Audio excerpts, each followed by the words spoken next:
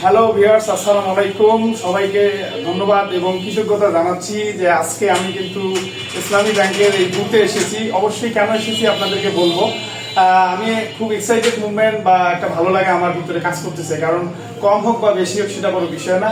আপনারা update news Lalmonirhat Facebook পেজের সাথে আছেন এবং নিউজ দেখেন, ফলো দিয়ে সাথে আছেন বলেই কিন্তু আজকে আমি ফেসবুক আমাকে একটা পেমেন্ট দিয়েছে। এটা হচ্ছে ফার্স্ট পেমেন্ট।